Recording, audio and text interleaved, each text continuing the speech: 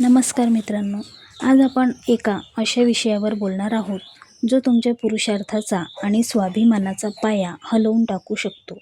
जर तुम्हाला आज असं वाटलं असेल की तुमच्या नात्यातला तो जुना सन्मान हरवलाय किंवा प्रत्येक छोट्या गोष्टीसाठी तुम्हाला जोडीदारासमोर झुकावं लागतंय, तर हा व्हिडिओ तुमच्यासाठी एक सावधानतेचा इशारा आहे. आज आपण पाहणार आहोत की एक खंबीर पुरुष नात्यामध्ये आपलं अधिराज्य आणि स्वतःचा अधिकार नक्की कुठे आणि कसा गमावतो. कोणतंही नातं हे एका जहाजासारखं असतं. जोपर्यंत पुरुष त्या जहाजाचा कप्तान असतो तोपर्यंत ते नातं स्थिर आणि सुखाचं असतं. कप्तान म्हणजे हुकुमशहा नाही, तर असा पुरुष ज्याच्या हातात नात्याचं नियंत्रण आणि निर्णयांची ताकद असते. पण आज 99% नात्यांमध्ये परिस्थिती नेमकी उलट झाली आहे. पुरुष स्वतःच्या अधिकाराचा त्याग करतो आणि मग तक्रार करतो की त्याला पूर्वीसारखा आदर मिळत नाही. तुम्ही कधी विचार केलाय का की नात्याच्या सुरुवातीला ती तुमच्या प्रत्येक शब्दांचं कौतुक करायची, पण आज साध्या मित्रांसोबत बाहेर जाण्यासाठीही तुम्हाला तिची परवानगी का घ्यावी लागते? हा बदल अचानक घडत नाही. हा बदल घडतो छोट्या छोट्या तडजोडींमुळे आणि एका मानसिक खेळामुळे, ज्याला मी PSA म्हणतो. म्हणजे दया, लाज आणि राग ही अशी शस्त्र आहेत ज्यासमोर स्वाभिमानी पुरुष सुद्धा गुडघे टेकतात. अनेक पुरुष एका अशा चक्रात अडकलेले आहेत ज्याला मी शेवटची सुरुवात म्हणते. इथे तुम्ही भावनिकरित्या इतके गुंतले आहात म्हणण्याची भीती वाटायला लागते. ती रागावेल का किंवा ती सोडून जाईल का, ही एकच भीती तुम्हाला कप्तानाच्या खुर्चीवरून खाली खेचते आणि तुमच्या अस्तित्वावर प्रश्नचिन्ह उभं करते. आजचा हा व्हिडिओ तुम्हाला आरसा दाखवण्यासाठी आहे. आपण त्या गुपितांवरून पडदा उचलणार आहोत जी तुम्हाला पुन्हा एकदा आपल्या नात्याला खंबीर कप्तान बनण्यास मदत करतील. हा प्रवास कदाचित तुम्हाला अस्वस्थ करेल, पण तुमचा हरवलेला सन्मान परत मिळवण्यासाठी हे सत्य जाणून घेणं गरजेचं आहे. चला तर मग थेट विषयाला सुरुवात करूया.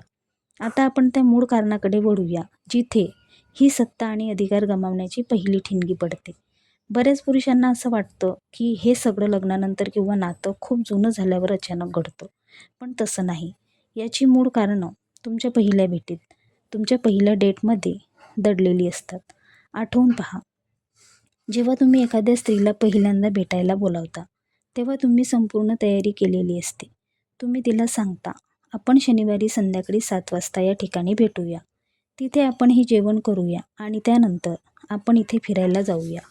त्या क्षणी नकळतपणे तुम्ही तिला एक अनुभव देत असता.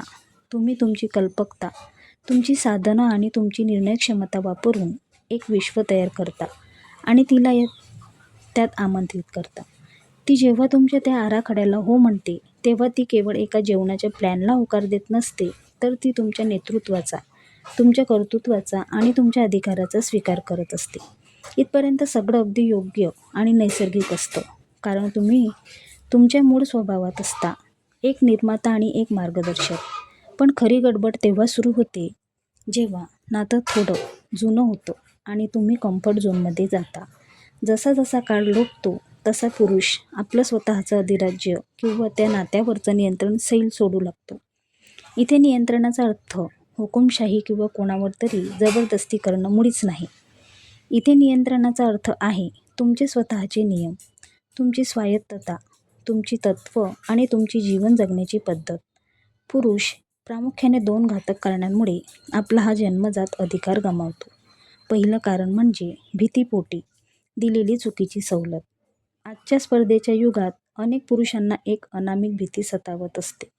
त्यांना वाटतं की आपल्यापेक्षा जास्त श्रीमंत, जास्त देखणे किंवा जास्त यशस्वी पुरुष बाजारात उपलब्ध आहेत. या असुरक्षिततेमुळे तो आपल्या जोडीदाराला खुश ठेवण्यासाठी स्वतःच्या तत्त्वांचा बळी देऊ लागतो.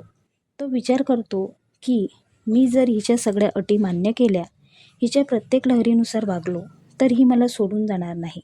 पण मित्रांनो, हाच तो सर्वात मोठा सापळा आहे. ज्या क्षणी तुम्ही तिला खुश करण्यासाठी स्वतःचा कणा मोडता, त्याच क्षणी तुम्ही तुमची किंमत तिच्या नजरेत शून्यावर आणून ठेवता. तिला अशा पुरुषाचा आदर वाटत नाही जो स्वतःचे निर्णय स्वतः घेऊ शकत नाही. दुसरं आणि सर्वात जास्त फसवे कारण म्हणजे समजूतदारपणाच्या नावाखाली केलेला आत्मघात. आपण आजकाल सगळीकडे एक वाक्य ऐकतो, बायको खुश तर आयुष्य खुश. हे वाक्य ऐकायला खूप गोड आणि शांतताप्रिय वाटतं. पण वास्तवात हे तुमच्या अधिकाराला मुळापासून उपटून टाकणारं सर्वात मोठं वैचारिक शस्त्र आहे. पुरुष विचार करतो, अरे छोट्या गोष्टी आहेत, आज ती म्हणते तसं करूया. उगाच कटकट नको, घरात शांतता राहील. पण मित्रांनो, सावध व्हा. अशा एक एक छोट्या तडजोडींतून तुम्ही तिला नकळतपणे हे शिकवता की तुमची नाही म्हणण्याची ताकद आता संपलेली आहे. आज तुम्ही तिच्या आवडीच्या हॉटेलमध्ये गेलात, उद्या तुम्ही तिच्या आवडीचे कपडे घातलेत आणि परवा तुम्ही तुमच्या मित्रांना भेटणं सोडून दिलं कारण तुम्हाला वाद नको होता. इतक्या सावकाश आणि लपून लपून हे बदल घडतात की वर्ष 2 वर्षांनी जेव्हा तुम्ही स्वतःकडे पाहता तेव्हा तुम्हाला जाणीव होते की तुम्ही त्या नात्याचे कप्तान राहिलेले नाही, तर केवळ एक आज्ञाधारक सेवक झाला आहात. तुमची विचार करण्याची पद्धत, तुमची स्वप्न, सगळं काही बाजूला पडलेलं असतं. आता तुमच्या मनात प्रश्न येत असेल की स्त्रिया हे नियंत्रण नक्की मिळवतात तरी कसं? त्यांना तुमची ही कमजोरी इतक्या अचूकपणे कशी कळते? मित्रांनो, हे घडतं एका विशिष्ट मानसिक सापळ्यामुळे, ज्याला आपण PSA पद्धत म्हणू शकतो. PSA म्हणजे दया, लाज आणि राग. ही 3 अशी शस्त्र आहेत जी तुमच्या स्वाभिमानाला आणि अधिकाराला आतून पोखरून काढतात. ही पद्धत इतकी सूक्ष्म आहे की तुमच्या जोडीदारालाही कदाचित याची जाणीव नसेल की ती तुमच्यावर दबाव आणते, पण तुम्ही मात्र त्या ओझ्याखाली दिवसेंदिवस दबले जाता.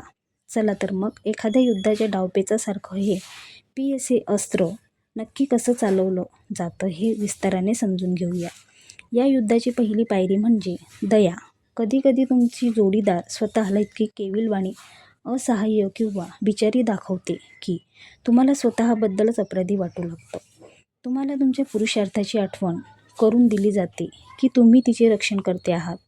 मग तिची मागणी तांत्रिकदृष्ट्या चुकीची असली किंवा तुमच्या तत्त्वांच्या विरुद्ध असली तरी फक्त तिच्या डोळ्यातील पाणी पाहून किंवा तिचा तो निरागस चेहरा पाहून तुम्ही स्वतःची अधिकार कक्षा ओलांडता. तुम्ही विचार करता की तिला मदत करणं किंवा तिचं ऐकणं हे तुमचं कर्तव्य आहे, पण प्रत्यक्षात तुम्ही तुमच्या निर्णयापासून 2 पावलं मागे हटलेले असता. इथे तिने तुमच्या दयेचा वापर करून तुमचं नेतृत्व कमकुवत केलेलं असतं. त्यानंतर येतं यातील सर्वात घातक शस्त्र, लाज. जर तुम्ही तुमच्या निर्णयावर ठाम राहिलात तर तुम्हाला असं भासवलं जातं की तुम्ही किती स्वार्थी किंवा निष्ठुर आहात. तुला माझी अजिबात काळजी नाही किंवा बघ राहुल त्याच्या बायकोसाठी काय काय करतो आणि तू साध्या या गोष्टीला नाही म्हणतोयस. अशा टोमण्यांमधून तुमच्या मनात स्वतःबद्दलच शंका निर्माण केली जाते. तुम्हाला अपराधी वाटायला लावणं हे तुमचं नियंत्रण हस्तगत करण्याचं सर्वात मोठं साधन आहे. लक्षात ठेवा, जेव्हा एखादा पुरुष अपराधी भावनेतून किंवा शर्मिंदेपणातून एखादी गोष्ट करतो तेव्हा तो आपली नैसर्गिक शक्ती पूर्णपणे गमावून बसलेला असतो. आणि तिसरं अस्त्र म्हणजे राग. हा राग म्हणजे नेहमीच ओरडणं किंवा भांडणं नसतं. कधीकधी हे अस्त्र अबोला धरून चालवलं जातं. ती रागावली की घरातलं वातावरण जड होतं, तर तणाव वाढतो आणि तो तणाव सहन न झाल्यामुळे पुरुष काय करतो? तो गुडघे टेकतो. तो म्हणतो, ठीक आहे बाबा, तुला हवंय ते कर. पण प्लीज आता चिडू नकोस. घराचं वातावरण शांत ठेव. मित्रांनो, ज्या क्षणी तुम्ही केवळ शांततेसाठी स्वतःचे निर्णय बदलता, त्या क्षणी तुम्ही तिला हे सिद्ध करून देता की तिचा राग तुमच्या अधिकारापेक्षा जास्त शक्तिशाली आहे. हे सगळं इतक्या नैसर्गिक ओघात घडतं की तुम्हाला वाटतं की तुम्ही फक्त समजूतदारपणा दाखवताय. पण प्रत्येक वेळी जेव्हा तुम्ही या दबावाखाली येऊन स्वतःचे निर्णय मोडता, तेव्हा तुम्ही तुमच्या हाताने तुमची कप्तानाची टोपी तिच्या डोक्यावर ठेवत असता. मग परिस्थिती अशी येते की तुम्हाला प्रत्येक कामासाठी तिची संमती घ्यावी लागते. मी मित्रांना भेटायला जाऊ का? किंवा मी हा नवीन व्यवसाय करू का? हे प्रश्न विचारायची वेळ का येते? कारण तुम्ही तुमचं स्वतःचं नियंत्रण केव्हाच गमावलेलं असतं. आता मूळ प्रश्न असा आहे की पुरुष नक्की कोणत्या टप्प्यावर पूर्णपणे गुडघे टेकतो? त्याला मी म्हणतो शेवटाची सुरुवात. हे नात्यातलं असं एक धोकादायक वळण आहे जिथे तुमच्या निर्णयांची जागा तुमची भीती घ्यायला लागते.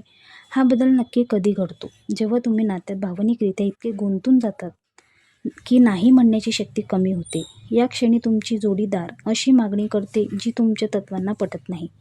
तुम्हाला भीती वाटते की नाही म्हटलं तर ती रागावेल, निराश होईल किंवा सर्वात मोठी भीती, जर ती सोडून गेली तर?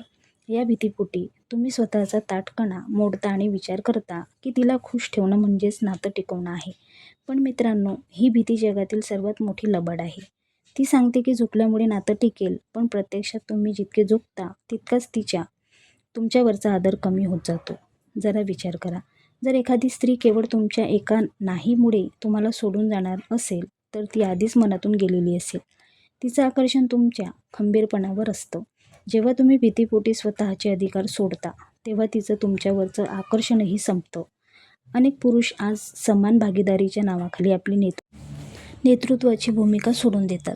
पण लक्षात ठेवा, कोणत्याही जहाजाला किंवा नात्याला एका खंबीर नेत्याची गरज असते.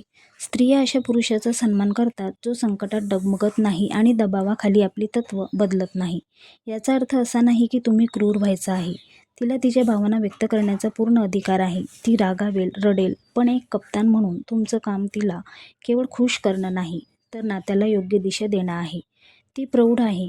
तिला तिच्या भावना स्वतः हाताळू द्या. केवळ शांततेसाठी जेव्हा तुम्ही स्वतःच्या अधिकाराचा बळी देता, तेव्हा तुम्ही तुमची सत्ता कायमची गमावता. आता आपण या प्रवासाच्या सर्वात महत्त्वाच्या वळणावर आलो आहोत. गमावलेला सन्मान आणि ते अधिराज्य पुन्हा मिळवणं शक्य आहे का? याचं उत्तर आहे हो, नक्कीच. पण त्यासाठी तुम्हाला एक कडू सत्य स्वीकारावं लागेल. नात्यात पुन्हा आपली पकड निर्माण करणं म्हणजे जोडीदारावर हुकूमत गाजवणं नाही, तर स्वतःच्या मनावर आणि भीतीवर विजय मिळवणं आहे. एका मोठ्या कंपनीचं उदाहरण घ्या. जर त्या कंपनीच्या मालकाने कामगारांना त्यांचे पगार आणि सुट्ट्या स्वतःचं ठरवू दिल्या, तर ती कंपनी किती दिवस टिकेल? काही दिवसातच ती दिवाळखोरीत निघेल आणि मालकासोबतच त्या कामगारांची नोकरीही जाईल. नात्याचंही अगदी असंच असतं. जर तुम्ही तुमच्या आयुष्यातील निर्णयांचे सर्व अधिकार जोडीदाराच्या हातात दिले, तर ते नातं लवकरच कोलमडून पडेल. जोडीदाराला त्या क्षणी ते पटणार नाही, पण नातं टिकण्यासाठी तुमचं खंबीर असणं आणि वेळप्रसंगी नाही म्हणणं हेच त्यांच्यासाठीही हिताचं असतं. सत्ता परत मिळवण्याची पहिली पायरी म्हणजे तुमच्या भीतीचा सामना करणं. गमावण्याची भीती मनातून काढून टाका. ज्या क्षणी तुम्ही हे स्वीकारता की मी माझ्या तत्त्वांनुसार जगणार, मग त्यासाठी कोणाची नाराजी ओढवून घ्यावी लागली तरी चालेल, त्याच क्षणी तुमच्या हातात पुन्हा कप्तानाची सूत्र येतात. ही तुमची नवीन सुरुवात असेल. जेव्हा ती PSA शस्त्रांचा वापर करेल, तेव्हा शांत राहा. तिच्या भावनांचा तिची प्रौढ व्यक्ती म्हणून जबाबदारी मानून द्या. तिला केवळ खुश ठेवण्यासाठी स्वतःचा बळी देणं आता थांबवा. लक्षात ठेवा, एक स्त्री अशा पुरुषाला कधीच सोडून जात नाही, ज्याला ती तिचा सर्वोत्तम पर्याय मानते. आणि तुम्ही सर्वोत्तम तेव्हाच असता, जेव्हा तुम्ही तुमच्या आयुष्याचे स्वामी असता. तुमचं कर्तृत्व आणि तुमची साधनं वापरून तिच्यासाठी एक असा अनुभव तयार करा, ज्यात तिला सहभागी व्हायला आवडेल. पण त्या अनुभवाच्या मर्यादा आणि नियम मात्र तुम्हीच ठरवा. तर मित्रांनो, आज स्वतःला एक प्रश्न विचारा, मी या जहाजाचा कप्तान आहे की फक्त एक हतबल प्रवासी? जर तुम्हाला हे विचार पटले असतील, तर आजच स्वतःच्या अधिकारावर काम करायला सुरुवात करा. आजचा व्हिडिओ तुम्हाला आवडला असेल तर व्हिडिओला एक लाईक नक्की करा, चॅनलला सबस्क्राईब करा. भेटू पुढील व्हिडिओमध्ये. तोपर्यंत धन्यवाद.